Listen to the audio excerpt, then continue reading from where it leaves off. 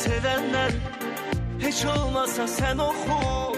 Bülbülün hoş sesinden, biraz da benzerinden. Oku dostum oku, heyranın olum. Sevilenden, sevenden, hiç olmasa sen oku. Bülbülün hoş sesinden, biraz da benzerinden.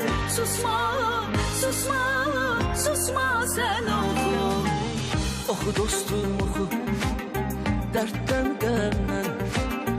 Oku dostum oku, biraz sevinçten. Gelenden gidenden, biraz yol gözleyen. Oku kurbanın olur, oku dostum